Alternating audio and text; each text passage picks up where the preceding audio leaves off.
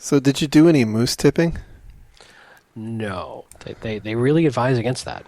Yeah, but they're really tall, so you have that mechanical advantage.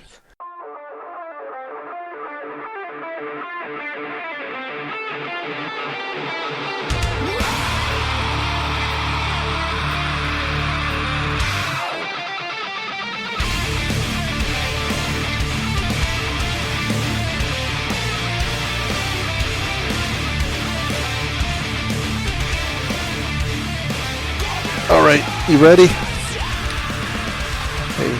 Here we go. Today is Sunday, June 14th, 2015, and this is episode 119 of the Defensive Security Podcast. My name is Jerry Bell, and joining me tonight, freshly back from the Arctic North, is Mr. Andrew Callett. Hey, Jerry. How are you, sir? I'm doing well. Congratulations, and welcome back. Thanks. I hugged a polar bear, as you asked me to. Great. Oddly enough, though, it was a stuffed polar bear. But I did it. Well, that's the thought that counts. I mean, mission accomplished, right? I will say it was a phenomenal trip. Saw a lot of amazing things. I'll be posting videos and pictures, and people can find them on my Flickr page and YouTube page and all that kind of jazz if you're curious. I don't want to eat up a bunch of showtime, but if you have an interest, Alaska is phenomenal. We took a cruise and a land tour. I will tell you that cruise and land tour is primarily peopled by senior citizens and people from Southeast Asia, oddly enough. Very few sort of middle-aged Americans were on that trip. So you fit right in then, huh? Well, no, they were fine. I just, it's just interesting. I guess that's who the demographic is, who has the time and the money to go. Right. Best I can tell. Yeah. So, but it was good times. We saw a lot of amazing things, and Alaska is an amazing state, and definitely a life-changing trip. Though 2 weeks is a long time to be away, so I apologize to our faithful listeners that we left hanging for 2 weeks, but I appreciate your patience as I went off and, had a nice little trip. Yep.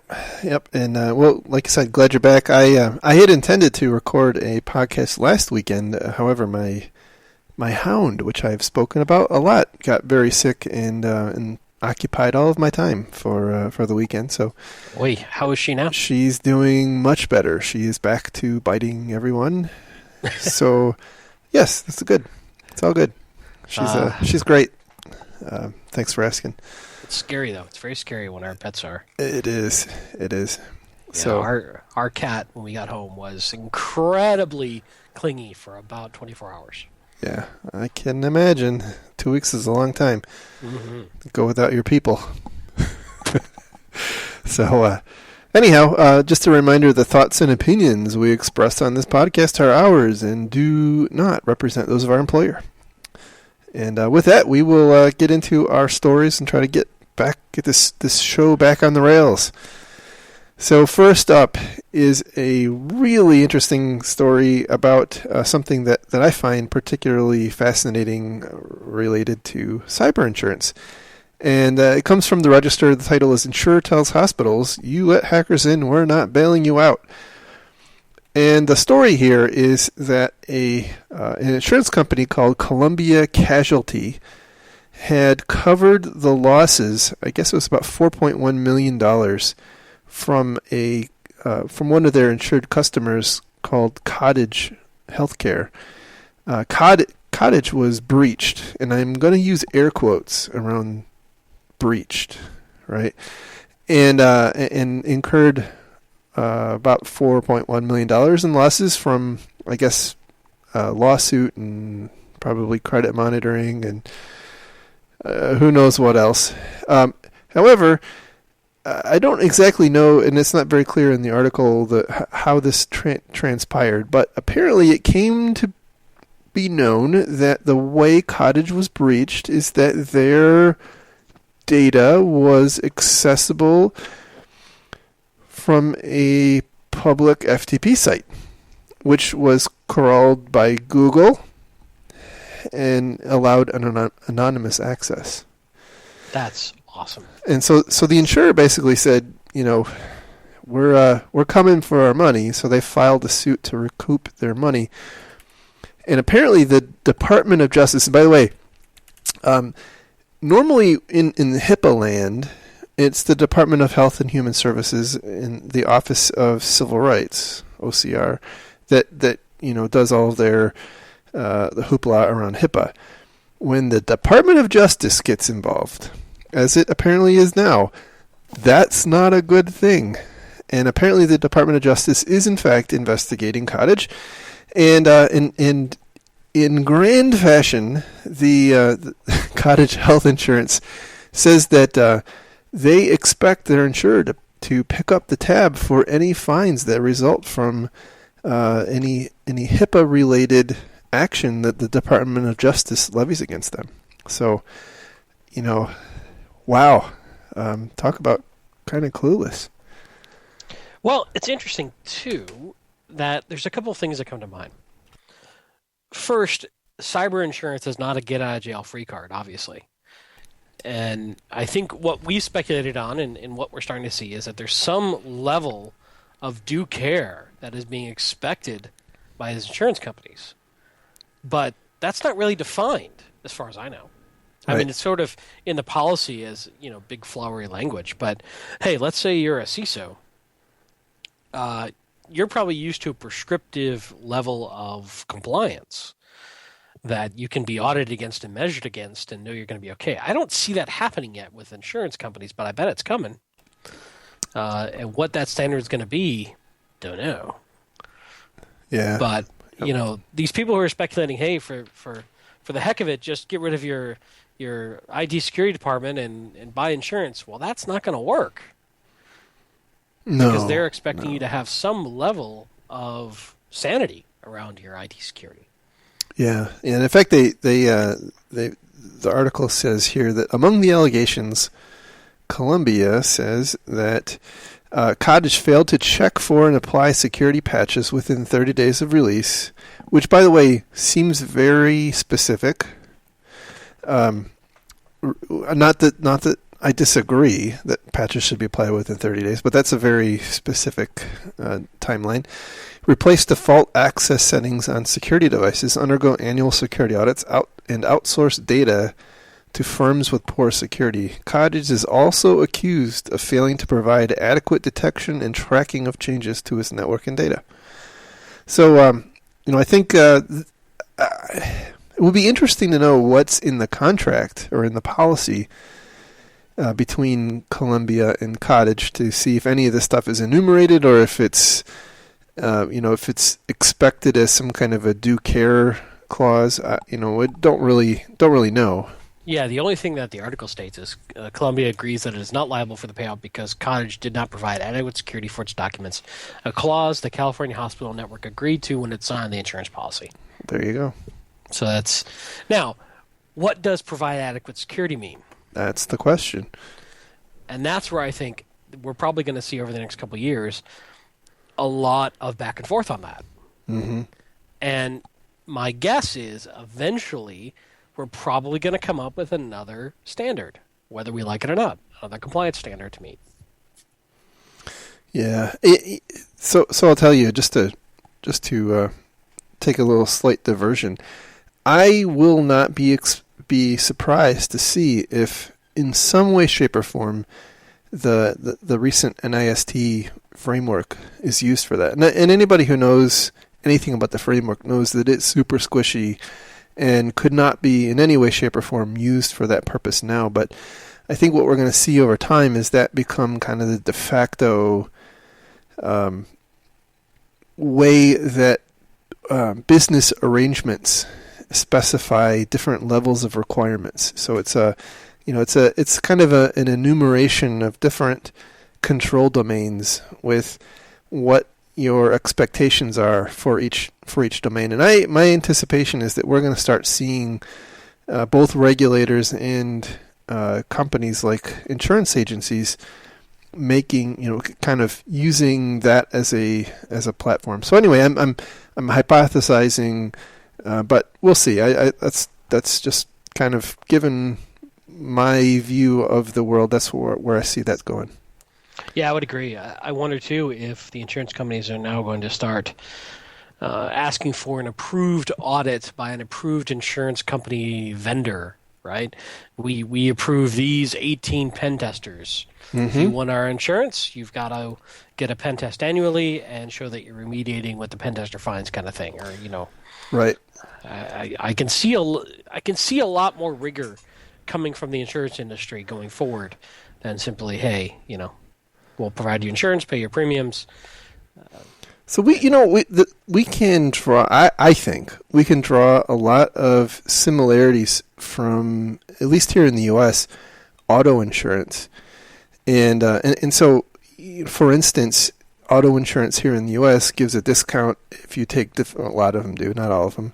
If you take defensive driving classes, right? So I'm wondering if at some point we start seeing insurance companies, or at least some kind of cottage industry, not to make fun of the name cottage, but an industry build up where kind of build up around the concept of helping companies understand how to do information security quote right, so they can get a discount on their premiums.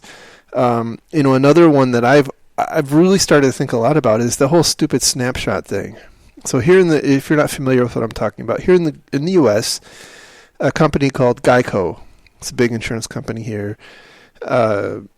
They offer a discount. I guess I assume it's a big discount. I don't really know. If you plug in a little device into your ODBT2 port, damn it, I'm going to say that right sooner or later. But anyway, you plug this little device into the port, and it, I guess, does things like record your speed. It's got I think it has a GPS transponder and other related things that gives some kind of attestation as to what kind of driver you are and what kind of risk you are. And I wonder if we're going to eventually see some kind of similar concept in the the cyber world, because at the end of the day, the insurance companies kind of want to know what sort of risk they're taking on, and it's very opaque in other ways. The other thing I've been wondering about, and this is kind of spurred on by the Department of Homeland Security, I fully don't have my head wrapped around their announcement of, I think it was Mandiant's product, where they certified, they provided some certification around a Mandiant product. Anyway, I'm wondering if we're going to see insurance companies, more or less, quote, certifying different security technology. Maybe, but the one thing that I would argue is that it's not the technology so much as just the proper administration and use of that technology.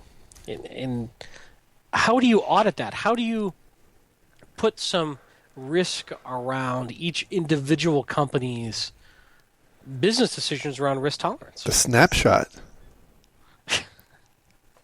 This is a really, really, really difficult problem that I think the insurance companies are going to really struggle to get their arms around. Yeah, no. One thing I know this is becoming all about insurance, but I do know that there is a company or a couple of companies, one of which is BitSight, and they do some interesting data analysis or data gathering for insurance companies. And I guess you can also use it if you're a company who's outsourcing different things, different IT related stuff. You can go to BitSight and they will help identify, quote, the risk of this counterparty you're looking to engage with.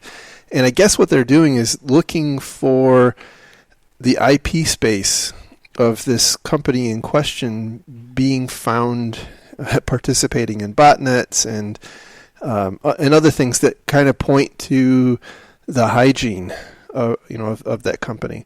So obviously it's not a comprehensive thing, but I think it's the point is it's a marker, right? Yeah, it's an interesting one. I don't think this is the last time we're going to see this, and I wouldn't be surprised if 5 years from now the InfoSec insurance market's going to look very different. Yeah, I agree. So anyway, moving on to our next story, which comes from Ars Technica, and the title is Report: Hack of Government Employee Records Discovered by Product Demo. So it was really difficult for me to pick which particular story we were going to cover related to this, but the Office of Personnel Management breach, other than the Kaspersky thing, was certainly the big news of the week. So the Office of Personnel Management is kind of the HR, human resources organization for the U.S. government, and they were breached. Now, I think that the aftermath is maybe something that people can look at and figure out how not to do, the public relations right on. Because there's just a ton of misinformation. Well, I don't necessarily know this misinformation, but there's a ton of speculation and hypothesizing. And, for instance, I think that a lot of the data that's swirling around about what may have been released is actually coming from the union president, the president of the Government Workers Union. I'm sure it has a name, and I just don't know it. But anyway, that's neither here nor there. Apparently, the point of this particular story is that this breach was in fact found by a product demo. So I guess in some other stories there were allegations that the GAO had found some, I guess not great track record of security at the OPM, and so the OPM was looking to up their game and had a company called SciTech out giving a demo of their product called Cypher.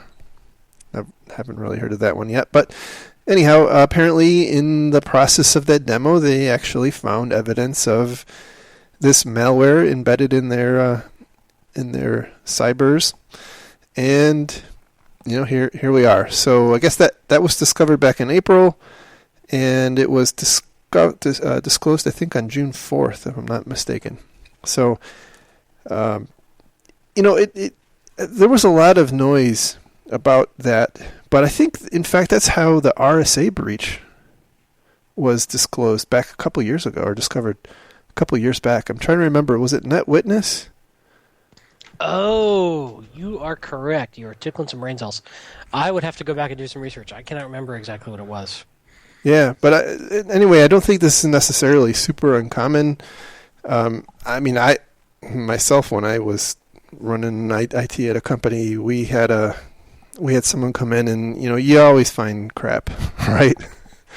Ours was more misbehavior by certain employees than anything like this. But I think it kind of points out that there's tools out there, if properly leveraged, would find stuff that we're not finding now. Well, you got to know the sales guys for SciTech were high-fiving after this one. Oh, heck yeah. I assume so. I mean, I do wonder if they ended up getting any money out of it. That is a good question. I bet they're the ones, actually, excuse me, and I have no way of verifying this, but I bet they were the ones who leaked the info to, was it the Wall Street Journal? Yeah. That it was found by a product demo. Yeah, so maybe that's why it got leaked. Well, OPM didn't say that initially. It was a third party. Right. So my gut, from what I know about salespeople and IT security organizations, some VP somewhere said, "Give this to the press." Mind you, I have no knowledge of that. I can't confirm that. I'm just speculating. Total hypothesis. So yeah, we'll understand more, I think, as time goes on about exactly what happened. There's a ton of speculation going on about what exactly was breached, and one of the really nightmare scenarios is that the questionnaire people fill out to obtain I think it's a 127-page, if I read that right, it's a 127-page questionnaire for obtaining your security clearance. And there's some allegations that maybe all of the people who have security clearance had their information stolen. And of course, this was perpetrated by none other than, you guessed it, China. And by the way, I gotta say, if it is China, that makes a lot of sense because you gotta be thinking they must have a pretty damn good graph of, assuming it is China, right? Behind a lot of these breaches, they've got to have a pretty good graph of the relationship between people and whatnot. That's kind of scary if in fact it is true. But I actually wrote something up about how we like certainty. We like people to claim attribution. So anyhow, as we learn more, we'll circle back to this one. We don't yet know how it happened, but I'm going to put my money on a phishing email. Yeah, I mean, why not? Seems like a safe bet. That's right. That's right. I wonder if at this point if China actually has a better grasp on our population than we do from all the databases they supposedly have hacked. We should just outsource our census to China. Some of the nightmare scenarios being talked about is all sorts of active CIA with code names, and some of the stuff that people are talking about is theorizing could be in here is huge implications, but none of it's confirmed yet. So I guess we'll see. Yeah, well, it sounds like there's a much more pressing problem because I guess there's another allegation which we're not really prepared to talk about, that the Snowden documents were decrypted by Russia and China, and so you got the British government and I guess the U.S. government again allegedly performing rescue missions to extract their agents. So it's possible. Yeah. In theory, Snowden was trying to be selective, right? In theory, of things that weren't too damaging to individuals, like well-placed sources and that sort of thing, but if he's lost control of the documents. Yep. That's right. Who knows? That's right. So moving on to the next story. This one actually came as a request, and I guess it was about a week and a half or so ago. This thing flares up every now and then. So the U.S. signed an update to the Wassenaar Agreement. And the Wassenaar Agreement is it's a treaty that controls the export of certain types of military wares. And so this particular update that they signed, as I understand it, at least I haven't actually read the specific update, but as I understand it, the updates includes some specificity around the control of cyber security related technology. And so the implication there is that certain kinds of hacking tools are now going to fall into the export control program of the U.S. And so that's creating quite a lot of consternation. I know a couple of months ago there was a big flap when Metasploit became ENC restricted, which basically, by the way, means that the selling company has to publish to the government a list of who they've exported it to, and then there's some limitations on who they are allowed to export to. So they're, for instance, not allowed to export to unfriendly governments. Beyond that, there's relatively few restrictions. But the interesting thing is that, as far as I know, it doesn't actually restrict open source technology. So if you're going to publish something publicly, it doesn't actually change anything. Now, what I've got here in the show notes is a link to a Reddit post, somebody who's obviously very familiar with U.S. export law. I'm unfortunately somewhat familiar with it. I kind of ran into it a little bit, and this guy gets it does a very nice job of describing it. I'm also going to include an FAQ from the Bureau of Industry and Security, which is the group in the government that actually runs the export control program. So the FAQ, I think, gives a lot of clarity about what they're actually doing. And so I wanted to just talk about that for a second. So specifically what's at issue here is what they're calling intrusion software. And that has an interesting definition. So they're going to limit the tooling that can produce, deliver, or manage communication to what they call intrusion software. So I would think about things like, Metasploit and Core, and I would imagine things like the back-end control panel of the Zeus bot would be controlled, among other things.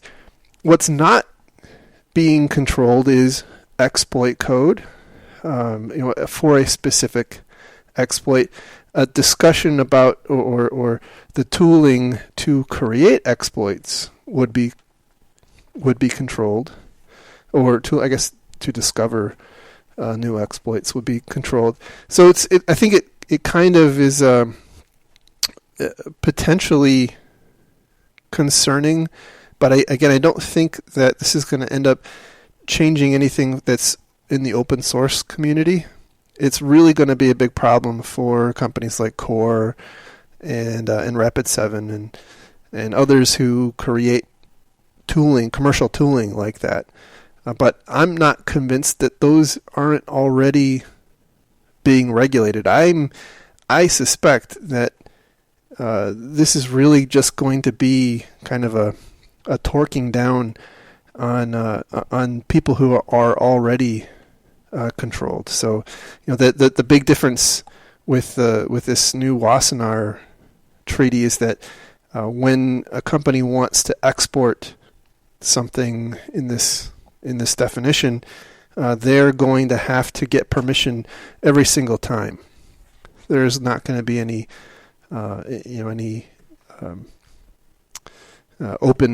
openness, right? They're not going to get the ability to just provide a biannual report. They're actually going to have to go and get permission every single time. So that's, I think, going to be a big burden on those companies. I'm not convinced that it's going to be a big impact on individual people, but could be wrong. That's why we have lawyers. Yeah, there's a lot of folks in the exploit research community who are fearing that this may, in essence, criminalize their research. I don't think so. There was a great. I want to find this FAQ. Give me 1 second here. Yes.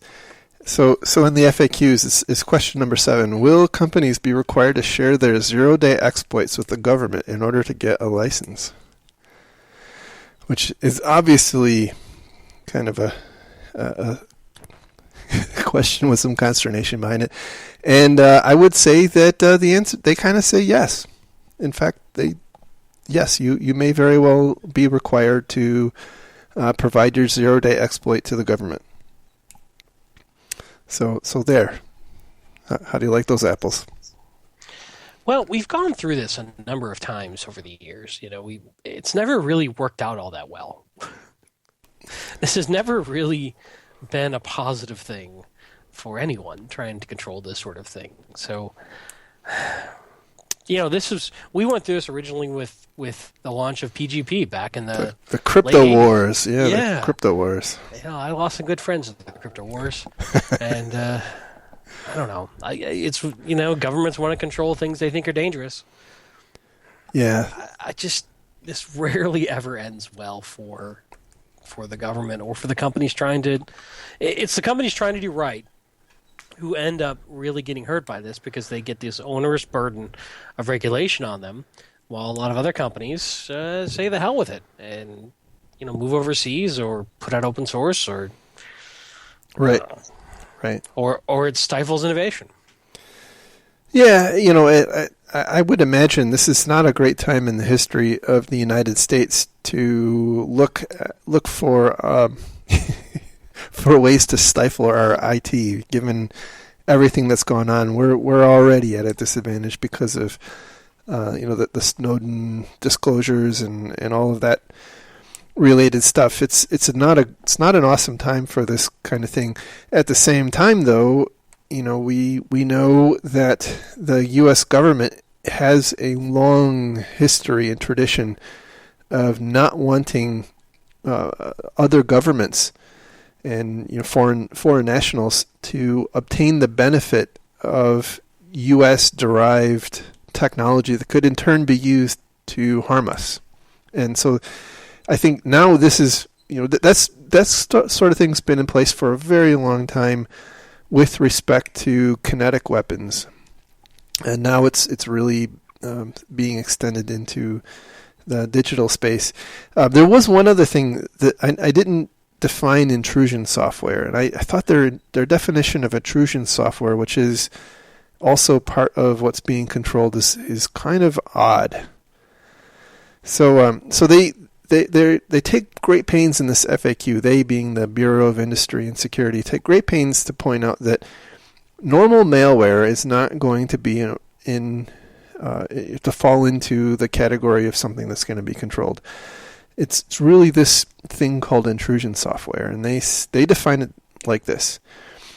The definition specifies only intrusion software that is capable of extracting or modifying data or modifying the standard execution path of software in order to allow the execution of externally provided instructions.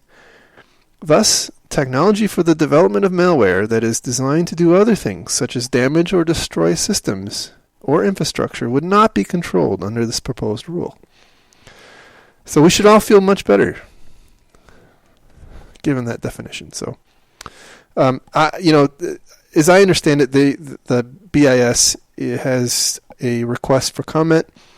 I think there's a link on their website. I think it's bis.doc.gov. You can, I'm sure, find it and let them know what you think. But I'm with you. I don't think this is a great thing for us. Yeah, you've pretty much covered everything that I would comment on. So our last story for tonight is the big bombshell dropped by Kaspersky, who has a long history of dropping big bombshells about APT groups. So last week, Kaspersky disclosed the discovery of Duqu 2.0. I don't know why they didn't call it NG, but well, whatever. So this is apparently another allegedly hacking campaign, state-sponsored hacking campaign that apparently leverages some of the code that was used in Duqu and Stuxnet. It's apparently an extremely complicated and very large piece of software, which actually Kaspersky found in their own systems. So they didn't have to go looking in Iranian uranium processing centers. They found this on their own systems. Apparently, one of their employees was testing some new product and found some concerning data flows. And upon investigation, they found, quote, a few dozen systems that were infected. Apparently, Patient Zero was one of their Asia Pacific employees' workstations. They suppose, or they suspect, that the original attack came in as a spear phishing email. They don't exactly know right now because apparently, as Kaspersky were getting close to identifying Patient Zero, about 4 hours ahead of that, whoever this adversary was wiped the browser history and the email box of the employee. So Kaspersky says they have backups of all that stuff, so they'll eventually figure it out. But they are saying that this is apparently not just impacting Kaspersky, but also after they shared it with the sample with Symantec, Symantec found a number of other organizations that were infected. including some hotels and other related things that were being used to host the Iranian, the UN Security Council Iranian nuclear negotiations. So, kind of interesting. There's a technical write-up by Kaspersky. I don't think there's anything in particular that is, necessarily worth dwelling on, except that this is another example, I think, where the overall industry of malware now has a new minimum bar, right? So now the creativity of malware authors everywhere has been spurred. So I just think that this is, assuming this is in fact a government sponsored attack, it ends up hurting all of us, and I'm a little frustrated by that. But it is what it is. And apparently, allegedly, the attacker, of course, is either Israel or the U.S. or both. So there. Clearly, it must be Israel, the U.S.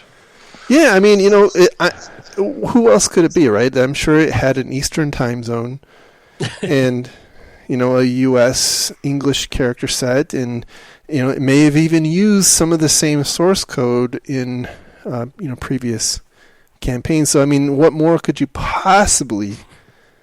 That's, you just can't fake that stuff, right? So if you take everything Kaspersky said at face value, right, and that is a big if, that they do have a motive to make money here. This is a pretty interesting campaign, and it is, in theory, looking to be targeting some very nation-state level stuff. So, as opposed to a lot of the attacks that are just immediately attributed to China, at least the motivations appear to be more in line with some sort of true espionage type activity. The other thing this brings up is it's great that they found something that their other tools couldn't find, but it makes me wonder what else could have been done to find and prevent this than, Kaspersky's new wonder technology. And, are we just again going to continue to have this arms race where now we've got, in theory, some of the leading bad guys going after those building the anti-malware tools directly to figure out what's in the next version and how they're testing, as opposed to just waiting for it to come out and buying a copy and testing against it. Yeah, exactly. It's an ugly development, but it's not inconceivable for, And I will tell you, having worked for a lot of IT security companies, often the internal IT security for the IT security companies is not as solid as you would think it would be. It's the cobbler's children right. problem. Yeah. Yep. And you often have, as we see here, the developers using their own internal environment as their QA environment in their test lab, which makes sense if you're a developer. It drives you crazy if you're IT. Yeah, I guess in the end analysis, I guess it kind of worked out for them. But it's I guess it just kind of points out that I guess I'm a little frustrated here because there's an allegation that this is super advanced, and I think everybody what's emerging to me is that the definition of advanced and sophisticated means that it's not detected by IPS or antivirus, and but almost everything falls into that category now, and so now you have this company who manufactures that stuff, who fell victim to it as well, and to their credit, it was in fact not, it was a little novel, but Dave Kennedy has been talking about malware that resides in memory for, 3 years now? So look at it from this standpoint as a possibility. If they build antivirus technology that they believe in strongly, and they're listening to their own marketing, how much third-party software would they additionally be running on top of this gear, right? If they really, truly believe in their anti-malware, which they probably do, because they sell it and build it, and they have their own echo chamber. If that's the only thing they're relying upon, as they tell their customers, most likely, they might not be running anything else. Yeah, well, that's that. I mean, that's. I think that's hard to argue with. I would be very surprised to find out that. I mean, I run into that problem too, even to this day. No one wants to invest in your competitor's product, right? That's just a fundamental reality of business, and I think that's going to be true no matter what industry you're in, no matter who you are. I would imagine Symantec isn't buying Kaspersky or Bit9 or anything like that because they are Symantec. Aside from competitive intelligence reasons. Right. Yeah. But for the purposes of protecting their environment, they, I'm sure, are using Symantec. So I agree with you. The other thing that I wanted to bring up is they use your favorite technique, which is to go after the domain controllers. Yeah, I continue to go into a dark place about Active Directory. It just is it is the backbone of almost every advanced, and I use the term advanced in quotes, and widespread attack on companies. That I can't think of any, in fact, that did not involve Active Directory. Yeah. Not saying that it couldn't happen. I guess I think that it might be maybe not economical to go after companies that don't have Active Directory. I don't know. Well, the other thing that I find interesting about this story is they talk about, as they started doing the forensics analysis and the investigation, they found plenty of log evidence of this various lateral movement and hopscotching and such. So it makes me wonder,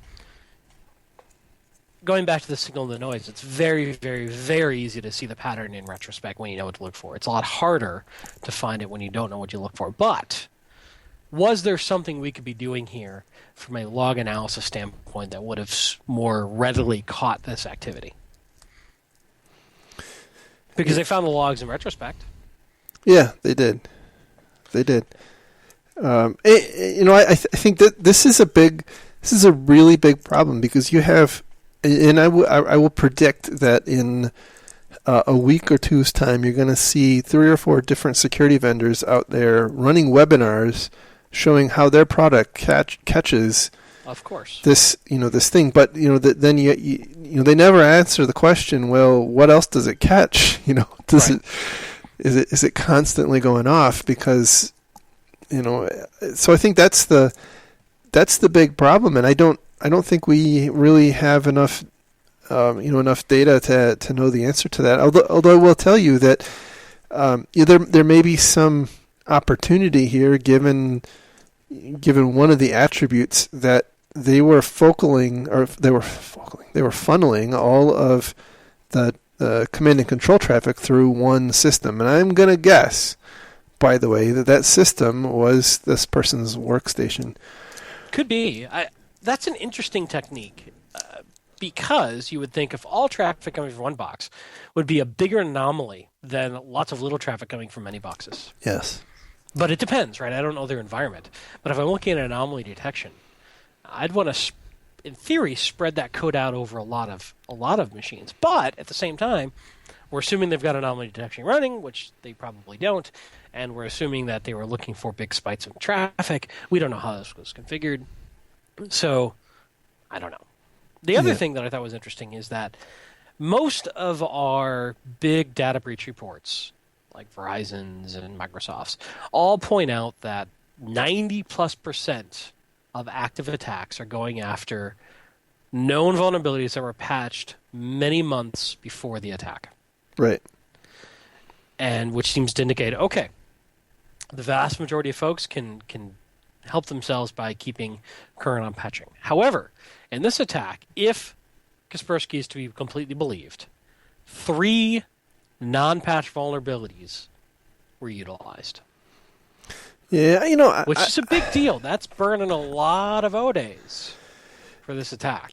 It is. That's been discussed a lot, and I'm not sure that I buy how much I buy into the argument that, well, they burn ODay. Well, that kind of presumes that they don't have a lot of ODay, to work with. That's true. So, we don't know. We don't know if is it 3 out of 10 or is it 3 out of 5,000. We don't know. But the other thing is that they were supposing that the person, at least one of the ODays used, was to compromise this person's workstation, which was, quote, fully patched and up to date. And however, we all know that you don't need an ODay to compromise a workstation. All you need is a compelling excuse for someone to click on an attachment. Sure. That's it. You don't need an ODay. And given that this is a development code house, most likely they had full admin rights on their box. Of course. Why would they not? That's crazy. And now, having said that, we don't have any idea. Right. We're completely speculating here. Let's be clear on that. Yeah, but by the way, you don't need admin rights, right? I mean, I can install malware on a system just fine without admin rights. It runs in the context of the user, right? But I can make it start up every time that person logs in. If my end game is hitting a domain controller, I can still hit the domain controller. I can't get local system account, but do I really need it if that workstation is not my end game? So, I guess my point is don't think that admin rights is necessarily the end all be all, but where apparently they do have some potential interesting opportunity for an ODay, assuming it wasn't a pass the hash attack, by the way, is that apparently they saw some attacks which lead them to believe the attackers were exploiting Kerberos, some Kerberos flaw on the domain controllers. Although I will tell you, just personal experience says it's far more likely that they got cache credentials. But hey, I don't know. Wasn't there, didn't see it. Don't really know. But anyway, one of the novel things about this, as I mentioned a little bit ago, is apparently the attackers, their malware strategy here was to not actually, on the domain controllers, to not actually have code running. So they it all actually ran in memory. And so it's running, it just doesn't have anything on disk. Correct. And the implication there is if the system gets shut down or rebooted, it's not infected anymore. But the way they handled that was the system, which again I think was probably their workstation, when the domain controller came back up and it wasn't infected anymore, the workstation reinfected it and back off to the races. So beyond that, it's very opaque as to exactly what happened. Kaspersky, if they know what data was stolen, they're not saying. So we don't really know how deep they got into the network. I kind of hope that a security company doesn't solely rely on technology, and in fact they actually rely on architectural design elements to help protect themselves, but don't really have any clue on whether that was the case or not. So maybe more to come, maybe not. Don't really know. Kind of interesting that they came out like this. Although, kind of expect to see maybe some other security companies doing the Me Too thing. I don't know. If you're not getting hacked, are you really that good? It's interesting. I mean, we're starting to get into sort of the scenarios that any malware vendors were trying to push 10 years ago. We're actually starting to see them now. Yeah, absolutely.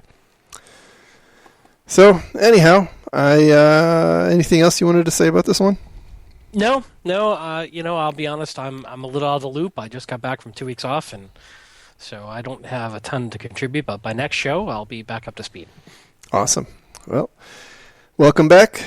And I guess we will talk again next week. So thank you, everyone, for listening. Sorry for our 2-week absence. And I think we'll be back to a normal cadence going forward. So thanks again. Talk again next week. And by the way, you can find the podcast on the web at www.defensivesecurity.org, where you can find links to the stories we talked about, as well as back episodes and whatnot. If you really like the show and you want to help support us, you can go to our Patreon campaign at patreon.com/defensivesec. And by the way, thank you so much to those people who have donated already. I'm truly honored by the generosity of people. And in fact, Mr. Khaled and I are working on a potentially something to say thank you to those people. So more to come on that later. I promise you, it's nothing inappropriate. No, actually, it's very cool. Jerry's first couple of ideas were just not cool at all. But this idea, we think is pretty cool. Yeah, it's not inflatable this time. So anyway, you can follow Mr. Khaled on Twitter at Lurg. You can follow me on Twitter at MaliciousLink. And with that, I guess we'll talk again next week. Have a great week, everybody. Take care. Bye.